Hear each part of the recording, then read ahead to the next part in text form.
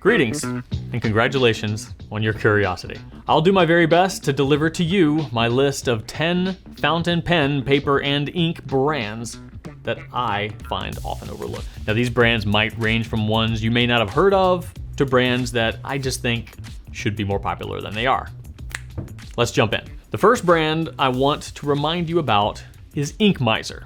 This won't take long because they basically only have a couple of products.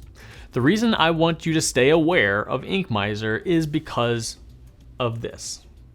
This is the Inkshot Inkwell. It's simple, compact, durable, and affordable at just $7. This little doohickey is a must-have. Now, I can figure out how to fill a lot of different pens from a wide variety of ink bottle shapes, but I have one of these on my desk at all times because frankly, I don't want to have to fiddle around with angle and position while trying to get a good view on how submerged my nib is. Just pour a bit of ink from your bottle or your sample into the Inkshot and you can have full control over your filling experience. Ink Miser also makes a version that will actually fit inside of a bottle, but that's pretty limited in terms of what it's compatible with. So it's not surprising that such a tiny brand gets overlooked, but I'm telling you, as an ink sample only guy, I use this all the time. Keep it in mind. There are a couple brands on this list that even I am guilty of overlooking. Apica is one of them. The brands I most often overlook are the ones that never come out with new stuff. And if a brand doesn't come out with new stuff for several years, can it really be that popular? Well, in spite of the lack of new stuff, Apica remains not only successful, but retains a loyal following. I knew this, but it had been years since I actually wrote in an Apica notebook. So, since this is a brand that absolutely fits the bill for this video, I spent a week writing in 3 different Apica notebook types in order to find out how a brand could maintain enough popularity for us to continue to stock them in the store, but without having the advantage of new product promotion. Well, the short answer is, it's just really good paper. High quality, good with a variety of ink, made in Japan. There's just nothing to be disappointed by. So I can imagine if someone were to buy these, there's just a good chance that they'll buy them again. The Apica Premium A5 notebook, that has what might be the smoothest paper I've ever used. And the high price tag of $28.60 is justified by not only that, but a gorgeous attention to detail in its presentation, making it a fantastic gift for a writing enthusiast. Now, there's the other, more affordable Apica Basic B5, $9. It doesn't have the crazy smooth paper that the premium version has, but y'all, $9 for 200 pages of excellent quality paper. And that's not the kicker. Take the CD11, the Apica CD11. It's only 56 pages, so it's super thin, but it's an A5 notebook containing high-quality Japanese paper for $3.20. And it still retains a look of quality despite it being the most affordable A5 that we've ever sold. Stitched binding, taped spine, gold leaf model number, Apica is officially on my radar now. And I'd suggest that you do the same. $3.20. Opus 88 is one of those brands that feels a little like how I described Apica. Either I hear that people are wholly unfamiliar with it, or I hear that they absolutely love it. I'll tell you who does love it though. Our customer care team here at Goulet Pens. As reliable as these pens are though, they still aren't super duper popular. One reason might be the uncommon filling method. So Opus 88 utilizes what's often referred to as a Japanese eyedropper method. It's not complicated. So the so-called standard eyedropper or barrel fill method just means you just dump your ink right straight into the barrel and close it up. Boom, done. However, because fountain pens rely on a very precise balance of putting ink on the page and drawing up a little bit of air to replace it, a massive reservoir of ink can be an unwanted variable within that balance. To eliminate that variable, a Japanese eyedropper, like the Opus 88 has, feature a rod within the barrel that you can operate with a knob. When the knob is fully tightened, the gasket at the end of the rod blocks off the flow of ink, so you're still writing with all of the ink that's already been collected into the grip section, which is surprisingly a large amount. When unscrewed, ink can flow freely from the reservoir through your nib and feed and onto the page. You can keep it open, or you can just open it whenever you need to replenish what's in your grip. It's super simple, but uncommon. The pen itself is made in Taiwan, and the nib is made in Germany by Jowo. These are well-made and reliable writers that have a great reputation for satisfaction. So, don't let these pass by unnoticed. There are some brands that are in fact well-known, but in our online US retail bubble, get overlooked. ST Dupont is a world-renowned brand out of Paris, enjoying a long-standing reputation for creating some of the world's finest lighters. Their focus on fountain pens has rapidly closed the gap on their lighters, though, as they continue to develop new models that bring to the market some truly never-before-seen designs. I can see how some of their special editions might make plenty of users immediately dismiss them, but I would pump the brakes on that.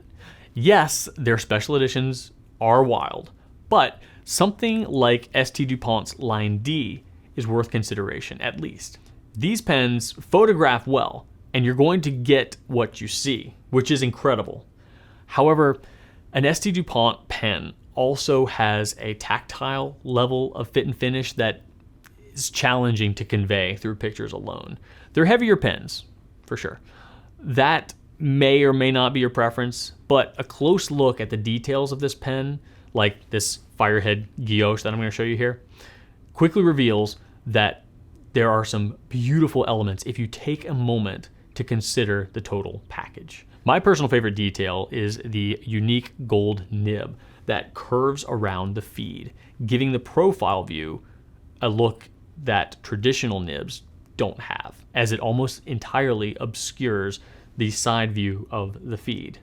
Again, this is manufactured entirely in Paris, and while their cost is substantial, it's similar to the Pilot Custom 845 in that they're both lacquered pens with beautiful gold nibs and feature several different unique design elements, with the Dupont showcasing varying guilloche patterns, while the 845 features more trim elements. So they're competitive in price, but they don't start low, so getting your hands on one to truly feel the quality that I'm trying to convey can be a bit elusive. But I'm not saying you definitely need to buy one.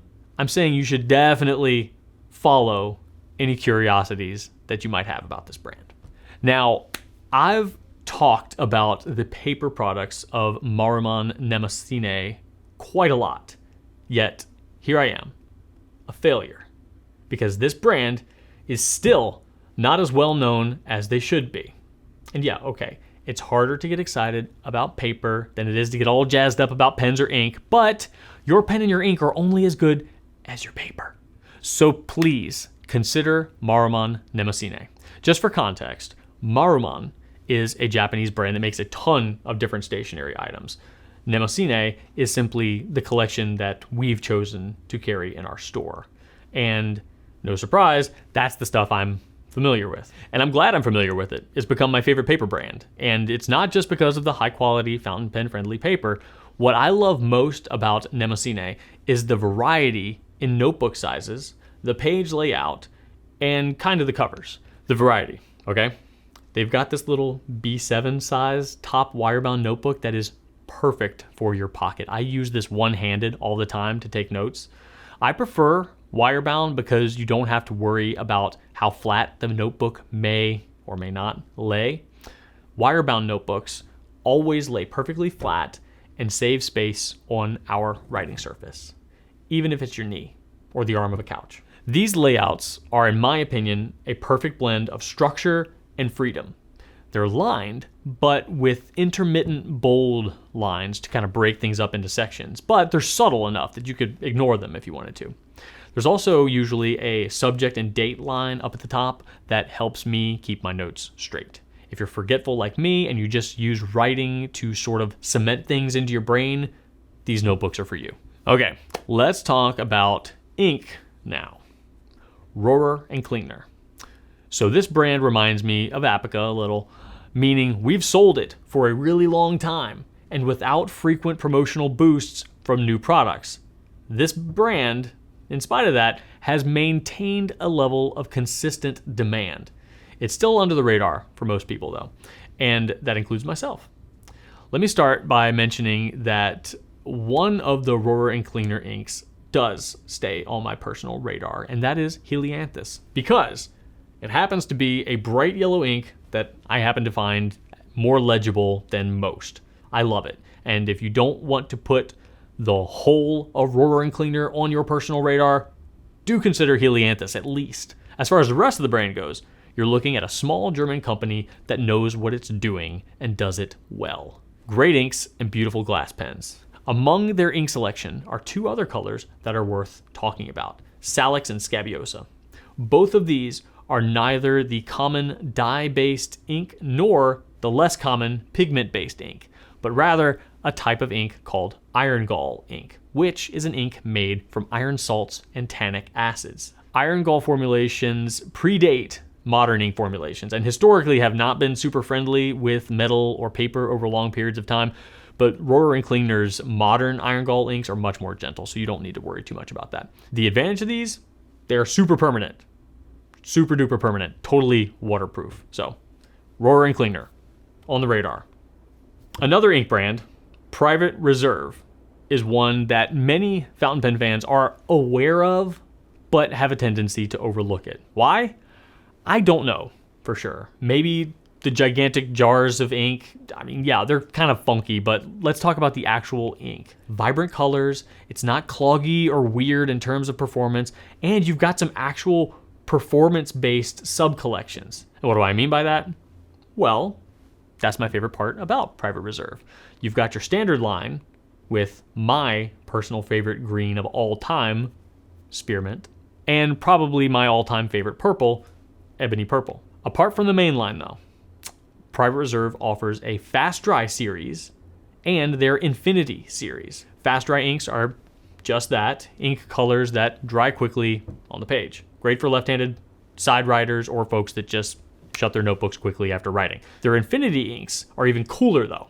This series is made to stop your pen from drying out after being left uncapped for a prolonged period of time, and it 100% works. I tested it myself. You can leave a cap off for several minutes, up to an hour even, and your pen stays ready to go. This is a great one for those pens that you want to love, but the cap just doesn't seal super well. Load it up with an Infinity ink and you can love it again.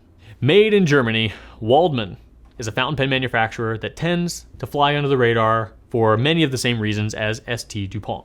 And like ST Dupont, that's a real shame, because the level of tangible quality that these pens showcase once you get them in hand is something that always surprises me. And I immediately think, more people should know about these. So, hey, I'm telling you now, don't sleep on Waldmann. Sterling silver, intricate hand engraving, guilloche, beautiful colors of lacquer, and some stunningly beautiful two-tone nibs. They're worth keeping an eye on. And now again, I'm not saying that everyone needs one of these, but I think there's a chance that these pens might be your type of pen, and I don't want you to pass them by if that happens to be the case. Some of them are quite heavy, but don't jump to conclusions there either. Their slimmer models are weighty, but not cumbersome. So again, while you may not immediately think that this brand is for you, give them a fair shot and leave room to be surprised. Another time-tested brand here at the Goulet Pen Company is Jacques Herbin. Now, I don't think the entire brand gets overlooked because their 1670 and 1798 inks are quite well known, especially Emerald of Chivor. Everybody knows about that one. No, I wanted to remind you of their standard line of inks. Those still exist, the D bottles as Herbin calls them, and you might have forgotten about those. Let me just say that from the start, the bottles themselves are pretty cool. It's the only bottle that has an integrated pen rest, right? That's why the little jut out is there. You can put your pen on it. Okay, so why are these overlooked? Well, the 1670 and 1798 inks are all beautiful colors, crazy cool bottles with properties like sheen and shimmer. The standard ones, they're just good inks. Personally, I know that I overlooked Poissat de Lune for years. Only after Robert Auster inks showed up did I realize that I had a thing for dusty purples.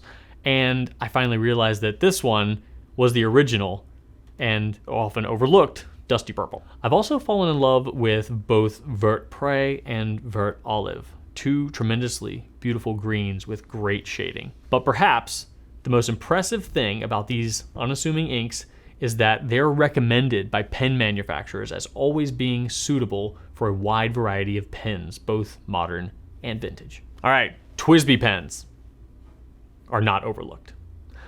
But when was the last time you looked at their ink? Well, as you can guess, I'm going to tell you that you should look at their ink. At a glance, there's nothing eye-catching about their colors, so it's not like I'm super surprised that these inks aren't at the top of our all-time best-selling list. However, these inks should be on your brain for 5 reasons, okay? Number 1, pen manufacturers generally make pretty solid inks. I'm sure this rule has exceptions, but I can tell you that TWSBI has no interest in making inks that don't play nicely with their pens, right? Number 2, if you've ever bought a TWSBI pen, you know that they do a fantastic job on packaging and presentation. The inks go right along with that. Gifting a TWSBI pen alongside a TWSBI ink provides a really intentionally crafted and well-branded, cohesive gifting experience without having to break the bank.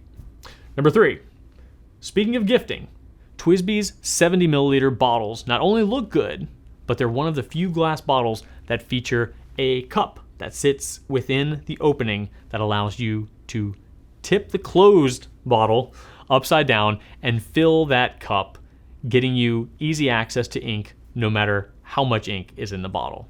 Great for gifting. Number 4, TWSBI Blue Black is a modern iron gall ink, like those Rohrer Klingner ones I told you about.